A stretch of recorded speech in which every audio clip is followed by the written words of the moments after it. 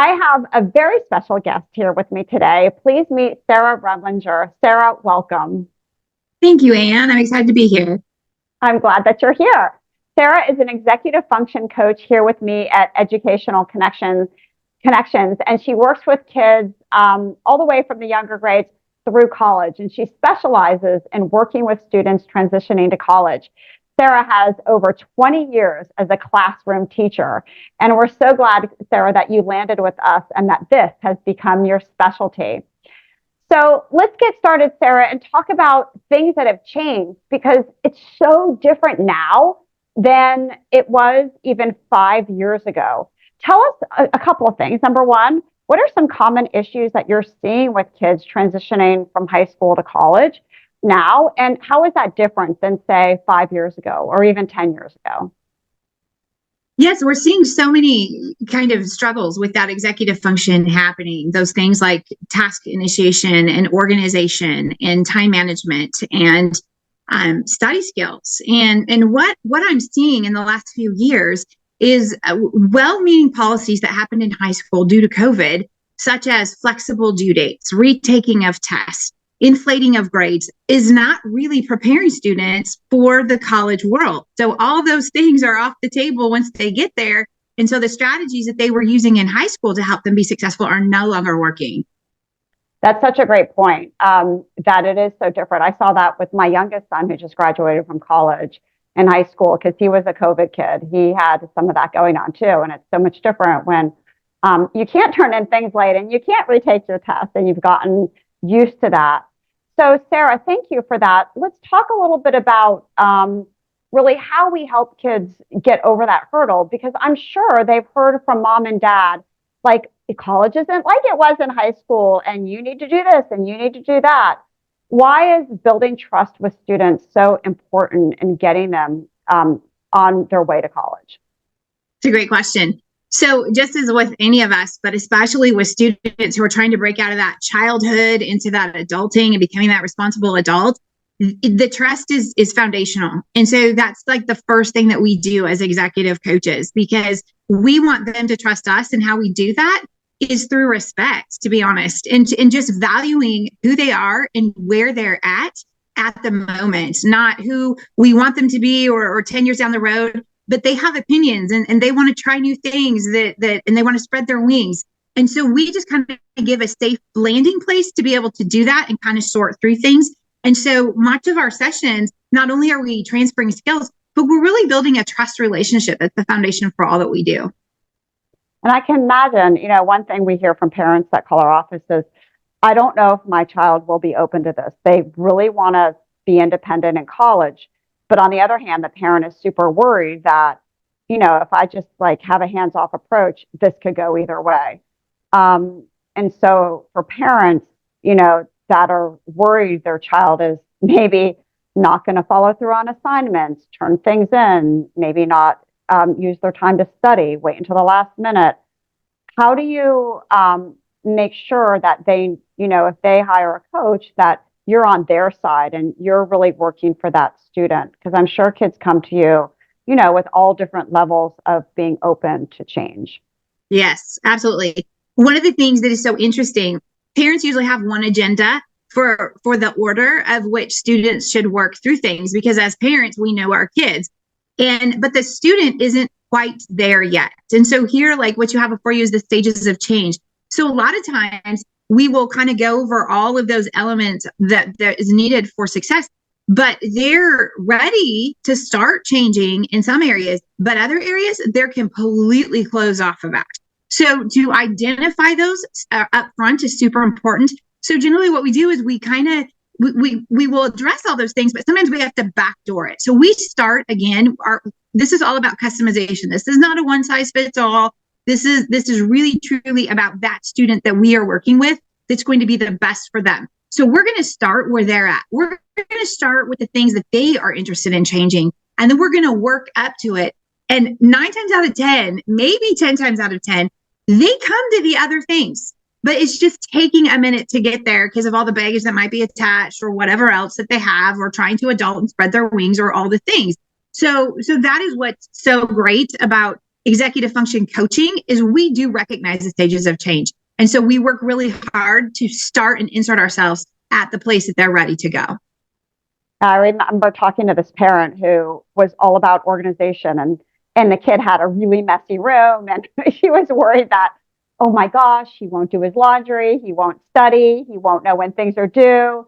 And then when the coach started working with the student, organization was not high on his priority list, but he wanted to improve his note-taking skills and he wanted to be a better studier. And so they started there. And I think that's Yes. what you mean is like some kids, even though the parent wants this, the child, may not be interested in that, but they're willing to work on this, and bridging that gap is key. I know one of the ways you and the other coaches do it is really through this student self-assessment, which is a valuable tool. Tell us about that, Sarah. We usually do these in like the first, usually the first session. And so it actually gives a really great place to know where they're at on that continuum of stages of change. Do they understand? I mean, sometimes they understand they have a problem, but they're not interested in fixing it. So we're not really going to touch that right then. And, to your point, yes, we start with the note taking, we start with the testing strategies. They are not interested in even organizing time, or they think that they've got it and all that stuff, but it lends itself to come back around to it, to be like, we work on this stuff too, then we can get you there. So this is so important. And again, every student is different, and everybody on where they're at and how they're coming to this. Yeah, totally agree. And you're right. Every student is different. So this kind of magnifies the issues that the student, where they feel that they're open to help, for sure. All right, so let's talk a little bit about rock, pebble, sand, because prioritization is really where it's at for college students. And this is the hardest thing. When kids go to high school, they have a super structured life. They go from this class to that class, to sports practice. They're here, there, or there. But in college, they've got like 3 hours of downtime, 4 hours of downtime. And the way in which they use that time is vital. How does this strategy help them to really think about time? Yes. So again, going back to, kind of they're kind of busting out of mom and dad's house. They're busting out of that high school thing. The whole planner calendaring thing can get really, there's a lot of pushback versus like our generation that loves to plan everything out. So I have found this to be super effective. So what I show them, and what is so important, is I'm not here to say you can't do any of the things, but it's a matter of identifying what the priorities are. So you have the big rock things, the things that have to get done no matter what, or everything else is going to fall apart. And then you've got the pebbles that are still super important. And then the sand, which is usually things that are important to them. Maybe not so much. They're kind of like the Netflix and the scrolling and things like that. But like the rocks are like making sure we get enough sleep and making sure we eat and making sure we do those things so we can get those due dates and those big things that are important. It's a lot of them have jobs that they're working and trying to balance and all of that. So when we show them this, and you can see that the first top line, we also show them that if you start with the sand and the things that aren't super important and start to try and fill your jar, it won't all fit. However, if you take it and reverse it, then it all fits, like the second row shows. And so students are a lot more willing to be like, oh, so you're not really interested in like controlling the things that I want to do. No, we want to work with your student. We want to customize that, because really the ultimate goal at the end of the day is to become responsible adults. And so they've got to take ownership for all of these things. And I have to say, like, as a coach, like sometimes their priorities, I'm thinking, well, that's a rock priority or that's a sand priority. But then we lead them to that. We ask lots of open-ended questions, because again, this is about respect. And so we're not just us sitting there and just telling them that this is going to happen. Doesn't work with that age. And so sometimes it's a little bit of a rocky road. It's not always a straight line, but we're getting there and we're making progress. And so I always say it's progress over perfection, because, and it, the mark of a champion is consistency. So just getting them to be consistent is so important. And so this is one of the ways we do that. I love the idea of that visual, the rock, pebble, sand.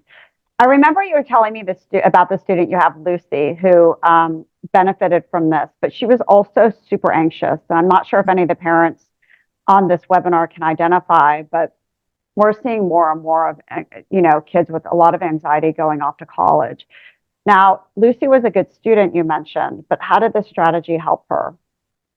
So again, like kind of what you were talking about in the beginning, they have all these like blocks of time all of a sudden. And, when they're in high school, we have all these supports up with like having really big fences in the backyard. And here's the boundaries. And we help them keep within those fences. And then they go off to college and all the fences come down. And so it's like sky's the limit. And so the anxiety came from not really, she just needs some direction on far as how to prioritize. She didn't necessarily need how to study or how to do reading comprehension. I have other students that do, but she really just needed help kind of working through that and realizing, helping her do goal setting, helping her look into things that, she was wanting to do that she could get there, but she was becoming almost paralyzed in her anxiety that she was struggling to even get to class because she was just becoming so overwhelmed because this was out of balance. She was also one to kind of reject that traditional planner. So that wasn't going to be a priority, or that wasn't going to be a strategy we were going to start right off. So we started with this and we explored tools and things because there's so many out there that are as customized as the student and what's going to work, and working off a to-do list and talking about things like, the night before, you need to make your to-do list of what you need to do the next day. So it's not necessarily planning out the next 3 months, but doing those baby steps to really get them there. And then, by the end, she just felt more settled. And so that was just a really neat thing to see. I know, I remember talking to her mom, and her mom said that she felt such a relief that her daughter was taken care of and that she didn't, have to worry that she wasn't doing well, that you were kind of there for her. But I'd love to double back about the calendar issue. It's interesting you say kids now are resistant to using traditional calendars, even online calendars. Why do you think that is? And what are some solutions for kids that do not want to take the traditional route? So as executive function coaches, which is one of the really cool things, is we have lots of tools in our tool belt to kind of throw and try out. And just from my own personal, I haven't researched this. I've just worked with a lot of kids.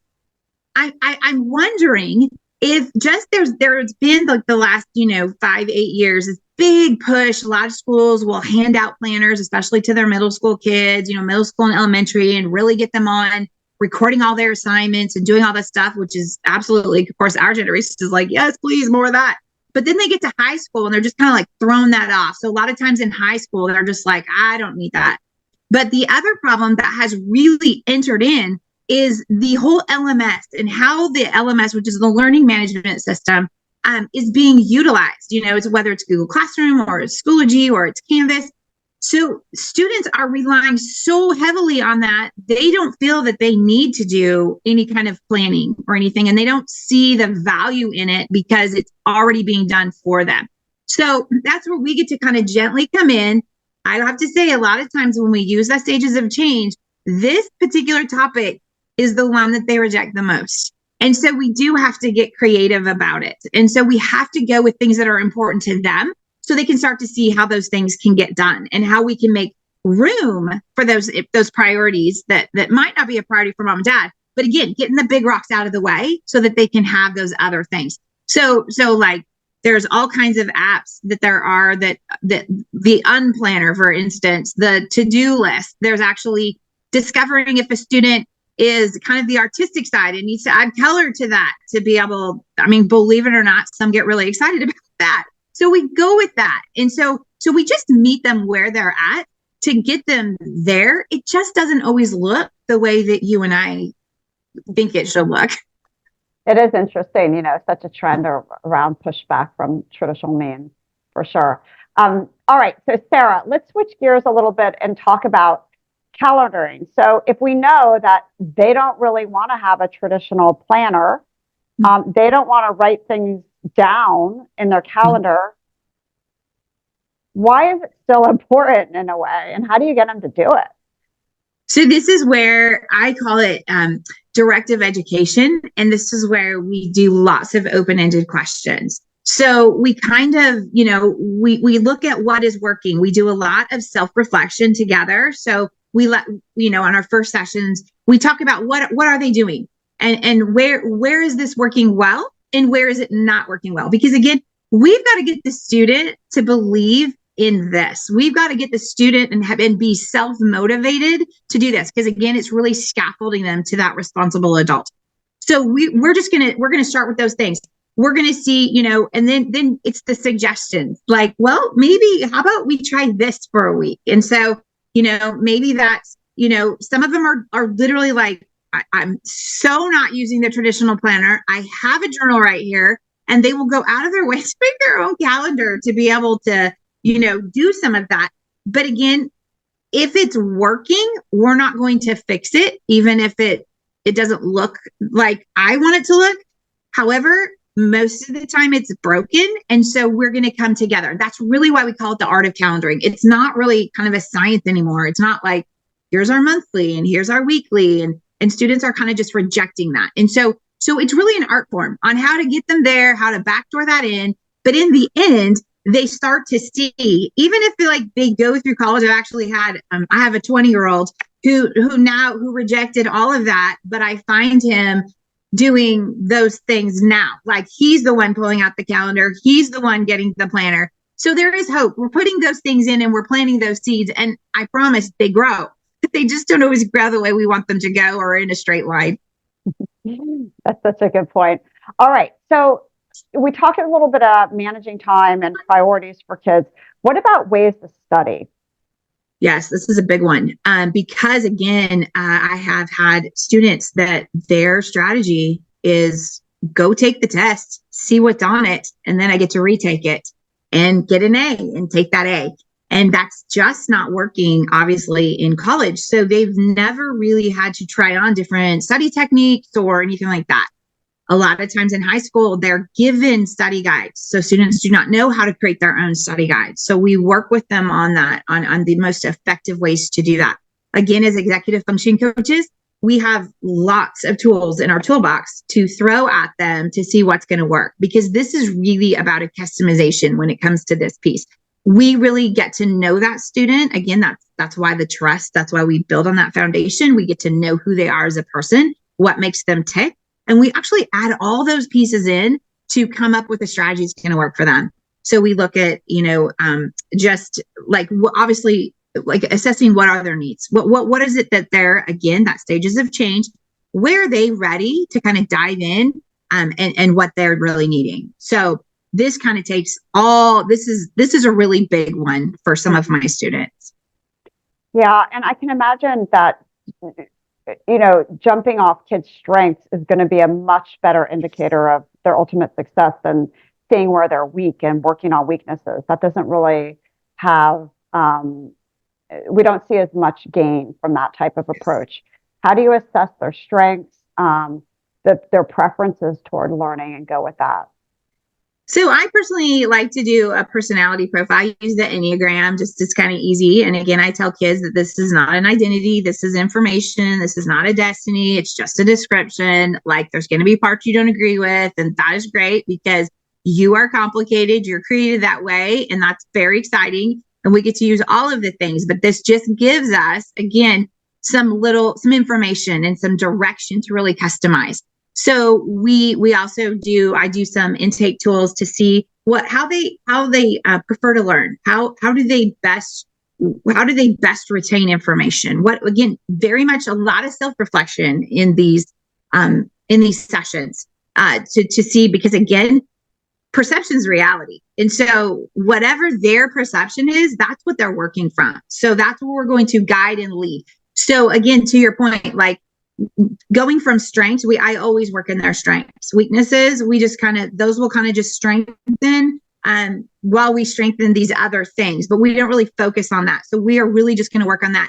We teach them lots of ways to use all 5 senses when learning information, because that's super important. We're given 5 senses for a reason. So the more senses that we can use, the easier that is. The other thing with like study habits and learning strengths, we also give them, I'm all about let's study smarter, not harder. Like, I'm not into the long sessions. So we talk a lot about that, and to see, how they're created as a person, and to use different strategies to be able to accomplish that. So, Sarah, one of the biggest obstacles we hear from parents when they call our office looking for help, they're worried about their kids going off to college. They often say, I don't think he knows how to study, or I don't think she really knows how to take notes. And I'm worried that when so much of class is based on proper note taking techniques, um, my daughter doesn't really have the skills. How do you teach kids to take notes? And why is this important? So we actually teach a few different types of note taking. And again, because this is about that student, it really depends on who or what they are and their preferences. So we're going to try some things out while they're taking notes. We're also going to help them focus. A lot of students, again, because of high school and because all of the online stuff, all of that was just given to them. So there really was no time to practice note taking in high school with a lot of my students. So this is kind of the first time that they're really delving into this area, and then also teaching them what to do with those notes. So it's so different from when you and I were in college. We kind of grew up knowing that, and we knew we had to do something with them. But some of my students, they'll take notes in college and put them away, never look at them, never think about them again. So it's also showing them what to do with those notes, how to create study guides out of their notes. That is just not a skill that's just automatically picked up one day. Yeah, that's exactly right. Same with reading strategies. I know you mentioned to me that college professors have even changed how they're assigning work. What is it about that kids need to know about reading strategies, and how is this affecting them in college classrooms? So some of my students come to me and they are like, I read this and I have no idea what I read. Like, they were able, again, to get through high school. Some of these things were not identified in high school. One, there wasn't the amount of reading. So the study that you're referring to that I read about is college professors were saying they used to be able to assign 30 pages in a week, no problem. And now they're only able to assign 10 and hoping that they're going to read them and retain them. So teaching a student different strategies like SQ3R, teaching them maybe they need to be listening in an auditory format. That is one really awesome thing that has come out of a lot of this digital stuff, is that we do have access to other tools. And so a lot of their stuff, regardless if they have accommodations or not, they can get on audio, or how to integrate the lecture notes with what they're reading to create that study guide, and just really showing them how all these pieces work together, what to pay attention to in reading, how to skim and scoop. That's a really big one. And not having to read every single word and where they're getting bogged down, and where and when to read, and where and when to study. Like, all of those things play in as we're customizing and playing with this plan, and really working on self-reflection. Like, okay, we did this week. How did this work? What were the good things that happened? Where were our pitfalls, and where do we need to adjust? Yeah, I like that metacognition idea. What about an accountability partner? Do you see yourself as that type of person that you're kind of filling that role to make sure that kids are on track? Yes. In fact, I think this is one of the main things that, I've even heard, from parents. Like, it just, we don't have to nag our kids anymore. Like, you got to get this done. You got to get this done. They just know a meeting's coming up. And a lot of times, and again, going back to the foundation, is once you've built that relationship with that student, they don't really want to disappoint you. Like, they want to show up and have their stuff done. Or, they know that I'm going to love them through it no matter what. We're going to talk it through, all that. But there's just a layer of accountability to be like, okay, I got to get this done. We've made this plan. And what is awesome about this piece of it is, as executive function coach, we help them plan, because they can't always see that. And that's a lot of times where we're having some issues. So we can set up a plan where they're kind of having to report to us. I hate to use that word, but they're going to touch base. It's going to be a touch point with us to check in with where they're at, which is going to be backed up and give a buffer between when that due date is. And so what this also does is reduce anxiety. Like, anxiety is at an all-time high with all these kids. And so this is really just helping them also be like, oh, all my stuff is due Sunday night, and I'm so used to just doing everything Sunday night and being overwhelmed. And so I just stay in bed on Sunday because I don't want to deal with it. And I come up Well, the fact that we met on Thursday and I was going to ask them about all of that work that they're about to turn in on Sunday, there's like this relief that comes over them. Like, I'm done. I get a weekend, and just to have that release from their brain is super helpful. I know that's a huge motivator for college students to really get their work done by Friday so they have their weekend themselves. Yes, you're right. Very important. And so is self-advocacy, being able to ask for help. Tell us about that. Yes, I think, especially moving into college, again, the professors aren't going to check in with them and make sure things are happening. So a lot of, again, trying to carry them through COVID, trying to prop them up, trying to help them out, all very, very well-meaning. But all of that practice that was happening 5 and 10 years ago, they haven't had that time, such as how to ask for help, how to understand how to navigate the office hours, how to get to those study sessions, what are available to them. Where am I struggling? So it's identifying where the struggles are. What are the tools that the university already has in place? And so then we can partner with that and help them and connect them with those things so that they're able to do that. So many of them are scared to death to write an email to a professor. So we get to walk alongside with them with that, to be able to write that email. Like, they're going to be missing class and they need to let their professor know. A lot of times they're just like, peace out, and they're not going to do anything because they don't want to write that email. And it's just literally walking alongside them to show them that they can do this and then that this is okay. And so it's those supports, just guiding them to that place. Yeah, for sure. All right. So ultimately, you want to help kids build independence. That's really what we all want for our kids, for them to be able to function without mom and dad, and ultimately without a coach, so they can do this on their own. Tell us a little bit about that. Yes, this is actually, like you said, it is the ultimate goal of all of this. It just happens to be college is what we're practicing how to become an adult. I mean, that's really what it is. But it's all of the soft skills that they are going to need to go into the work world to be successful later. And so they're building those now, and they're building the ability to to have independence, to think about their thinking, that metacognition on why am I doing these things? The discovering, this is another big thing that I haven't mentioned, but time blindness is a real thing with college students. And so giving them strategies on how to assess how much time things are taking, because that's a real skill, like in the work world, when they're having to assess, themselves and how long a project's going to take. One of the big things here, many times, and again, I believe that this is due to a lot of inflated grades in high school, we're getting our first B, or we're getting grades that we've never seen before. And so teaching them and just building resilience in them and building that grit within them that, okay, we fell down, we're going to get back up. And again, that's that, trust that we've built. That's the accountability partner that we're coming alongside, and we're really coaching them through that to get to independence. Because in order to be successful, they have to be able to see that. They have to be able to see the wins in the day when it's rough and things haven't gone well, and that funnel was bad, and this drama relationship is happening because now we're living with people for the first time, and that's real messy. And so we've got all of that. And so we see these kids really kind of just, the mental health issue starts to come into play, and the more anxiety plays in. So again, towards building independence, to be able to coach them through all of these things, taking responsibility, not blaming others for may have what happened, or I made some different choices, but taking responsibility for those choices. Okay, I chose to go out with my friends instead of studying for that test. And yep, I felt it. Okay, so what are we going to do differently? And so, just moving in that. But again, that is the goal. Yes, Sarah, for sure. You're absolutely right.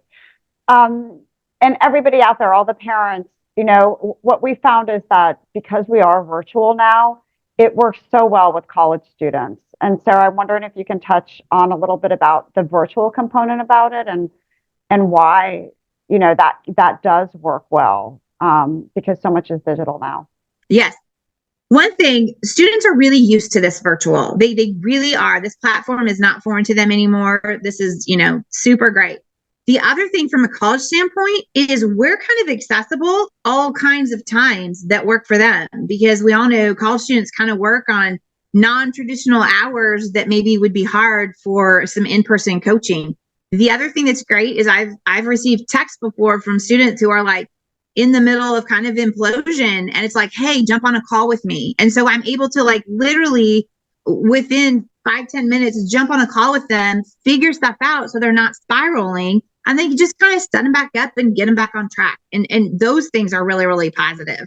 But, just coaching in general, and I just want to say this, to parents, like this is allowing us to join hands with you. Like we all have the same priorities as, you have, and getting your kids to the finish line. And so we're just wanting to help them lead successful lives as adults, which is exactly why we know that you want and why you're here. And so we love doing what we do. Like it is more than just like, oh gosh, I have a job. No, no, no. I absolutely love working with these kids. Like it feeds my soul. And so I just, it's just a win-win situation all the way around. I love that, Sarah. I mean, you just have such a great way with high school and college students, especially the ones that kind of come up on those obstacles and getting them through. So thank you for that. Yes. And thank Oh, you absolutely. thank you for sharing all of your expertise with us today. And if we can assist your family, we're more than happy to help. You can schedule a call. This is like a 15-20 minute strategy call with Kathy, Jennifer, and Stuart to share a little bit about your child. And we'll share a little bit about our program to see if somebody like Sarah can be helpful to you and to your family. You can scan this QR code and it will take you to our calendar. But you can also go to our website and you can click on executive function coaching and see what we do with college students too. All right, so let's see. Let's go to Q&A if you don't mind, Sarah, and hear what parents are saying. All right, so let's see. Somebody said, can you send us the self-assessment? And yes, I'm happy. Well, we're happy to do that. I'll send that to you. That is from Michael. Sure, no problem. Jennifer said, what kind of apps have you used with clients to help with calendars? And how do you help them make time each day for studying before a large midterm? Like, I think what she's asking is, how do you block that out on a calendar? Sarah, what do you think?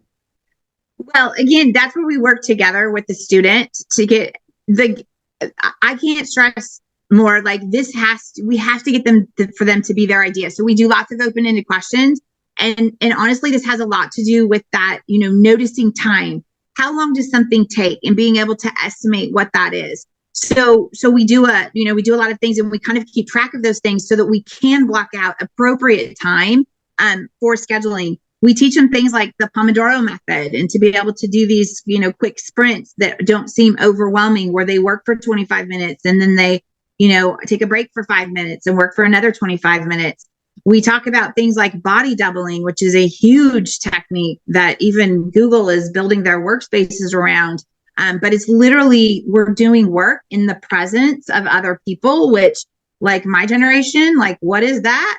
But this is a really big thing for students. So, we're encouraging them, like, don't sit in your dorm room. Go out, get to the library, get into study groups, get into those things. And again, looking at learning strategies. So we do a lot of things. I mean, there's quite a few apps out there. There's one that's called Calendar that I have one student that absolutely loves it. There's like these to-do ones that I have students use. There's a whole bunch of different ones of those, but you can go into, honestly, the Apple Store and you can just ask that question and a whole plethora of them will come up. And it's just really looking at and again, this is where you have to work with the student, because this really has to be student-led at this point. This has to be something they have to be motivated to do it. That's a good point, Sarah, because a lot of parents say, like, tell me what to do. Tell me the best app for this, or the one that's going to work. And first of all, your child has to be willing to experiment with it and try it out. So if you just tell them what it is, it may not work. Secondly, they have to be the ones that decide on the app too. So they have to be open to it, and then they have to have a part in the decision-making process. Another parent asked, you talked a little bit about studying smarter, not harder. Mm-hmm. What strategies can you use? We know that there's, modalities of studying, auditory, visual, and kinesthetic, and really nobody's one thing, but really using a lot of those modalities is best. What are your ideas around that, Sarah? Well, this is, this again, when we're looking at strategy and we're looking at a student to customize something, part of studying smarter, not harder, is one time of day they're studying. Like when is their peak time? Like, let's capitalize on that. What is the amount of time that we can focus? Again, that Pomodoro type method, like how long can we focus for to really get something done? Because what you can get using timers is another one. Like there's science behind that you have a timer, you just get more done. But you have to take those breaks in there to give the brain the reset, be able to come back and focus. So, just using those things. How to read well rather than like the skim and scoop is a method that we use for studying smarter, not harder. It's not about reading every single word, but it's learning how to access information and how to access in a world that is just going so fast. It's really not about reading every single word anymore, but it's just, that's a piece that we do with studying, how to do your notes well, how to do your study guides. Like these are all the pieces that we use to establish what these strategies look like. Sarah, Amy asked, how do you help a student transition from contemplation to preparation? Yes, that's a great question. So there's not a one size fits all, and there's not even a one size that fits most. But this is how I approach it. We start where that student is, and we get them to feel some wins. So when they start like those things, even though they are ready for preparation, even though they are ready to make some changes, they are still hesitant in my experience. They just still hesitant. So when they start to feel some wins, they naturally open up to some of these other things that we're needing to do. And so that's where the open-ended questions come in. So like study techniques, for instance, this is a kind of a really easy one to show. So they're really, I have test anxiety. I do terrible on tests. My favorite line is, I do worse on tests when I study than when I don't study. So, okay. So we start there and we do direct instruction on very specific tools that we will try out together, but then he is not ready to deal with. He knows how to record his assignments and when things are due. However, he is struggling to get things turned in. He's not ready to look at that quite yet, but this all relates because if he's turning in work late, he's not ready for his tests and exams. Like it's all one big cycle. So then we are able to kind of very carefully start to open that door. Like, again, then we start looking at the pebbles and the sand and the big rocks, and we start to prioritize things that way. So it's not a super easy answer, but it's a lot of questioning. It's a lot of what are they motivated to do, and are they willing to try something new? Good point, Sarah. A parent asked, is it better to work with a coach before school starts and, like in August, or is it better to let them go for a few weeks and then get somebody on board? What are your thoughts? I love starting with students before they start school. And here's why. One of the things we can kind of get the get to know you stuff, we can get that all established. We can get that relationship started. We can get some goals and plans and get those out when things are fresh. Because generally what I've seen is they get a few weeks under their belt and then it's like their anxiety is kind of already has kicked up and, all the things. The other thing that I love is like we start to preempt some things that are coming. This is something else I forgot to mention, but this is the first time students are a lot of times getting a syllabi for the first time and they have no idea what to do with that. And so we can start to talk about that. And then, together, right, as soon as they get that, we can do the art of calendaring. I say that carefully because that's going to look different with the syllabi. So we can get that when they're fresh and they're ready to go before that they've had any of that happen. Thank you, Sarah. I totally agree with you. I think developing that relationship, and there is such, when you get a syllabus, it is a lot of kids they don't know what to do with it because they've never had one before, and they're like, oh, this is nice, thank you very much, and they kind of put it away. But no, you got to take that syllabus, you got to figure out all those due dates, and then you really need to, like you said, figure out how to account for everything because it can sneak up on you. And like you said, some classes are a midterm and a final. You need to know that. Some have different due dates for shorter interims of assignments. So like really weeding through that before the work starts to pile up is a good idea. Well, thank you so much. Sarah, you've been absolutely wonderful. I love hearing your stories of kids and the great things that you do. I appreciate you being our expert this afternoon.